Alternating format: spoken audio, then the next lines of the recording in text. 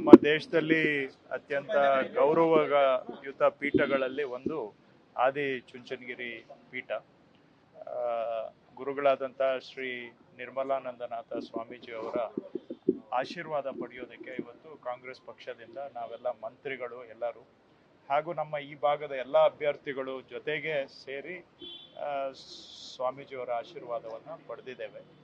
ಈ ಬಾರಿ ಕಾಂಗ್ರೆಸ್ನಲ್ಲಿ ಸುಮಾರು 8 ಅಭ್ಯರ್ಥಿಗಳು ನಮ್ಮ ಒಕ್ಕಲಿಗ ರೆಡ್ಡಿ ಬಂಟ್ ಸಮಾಜಕ್ಕೆ ಸೇರಿದಂಥವರು 8 ಅಭ್ಯರ್ಥಿಗಳಿಗೆ ಕಾಂಗ್ರೆಸ್ ಪಕ್ಷ ಈ ಬಾರಿ ಅವಕಾಶ ಮಾಡಿಕೊಟ್ಟಿದೆ.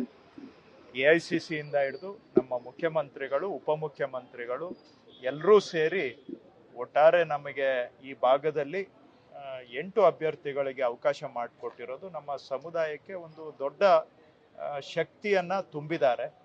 ಈ ವಿಷಯವನ್ನು ಸಹ ನಾವು ಪೂಜ್ಯ ಸ್ವಾಮೀಜಿಯವರ ಗಮನಕ್ಕೆ ತೆಗೆದುಕೊಂಡು ಬಂದು ಕಾಂಗ್ರೆಸ್ ಪಕ್ಷದಲ್ಲಿ ಎಲ್ಲ ಸಮಾಜದವರಿಗೂ ಸಾಕಷ್ಟು ಅವಕಾಶಗಳನ್ನು ಕೊಟ್ಟಿದ್ದಾರೆ. ಅದೇ ತರಹ ಒಕ್ಕಲಿಗ ಸಮಾಜಕ್ಕೂ ಕೂಡ ಅವಕಾಶವನ್ನು ಕೊಟ್ಟಿದ್ದಾರೆ. ಇದನ್ನು ಅವ್ರ ಗಮನಕ್ಕೂ ತೆಗೆದುಕೊಂಡು ಬಂದು ಅವರ ಆಶೀರ್ವಾದವನ್ನು ಪಡೆದುಕೊಂಡಿದ್ದೇವೆ.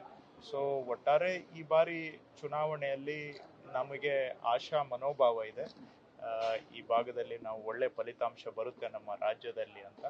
ಆ ಹಿನ್ನೆಲೆಯಲ್ಲಿ ಸ್ವಾಮೀಜಿಯವರ ಆಶೀರ್ವಾದ ಇದ್ದರೆ ಇನ್ನಷ್ಟು ನಮಗೆ ಶಕ್ತಿ ಬರುತ್ತೆ ಅನ್ನೋ ದೃಷ್ಟಿಯಿಂದ ಇವತ್ತು ಎಲ್ಲ ಅಭ್ಯರ್ಥಿಗಳು, ಮಂತ್ರಿಗಳು, ಶಾಸಕರು ಎಲ್ಲ ಸೇರಿ ಸ್ವಾಮೀಜಿಯವರ ಆಶೀರ್ವಾದವನ್ನು ಪಡೆದುಕೊಂಡು ನ್ಯೂಸ್ ಫಸ್ಟ್ ನಿರ್ಭೀತಿಯಿಂದ ನಿಮ್ಮ ಪರವಾಗಿ.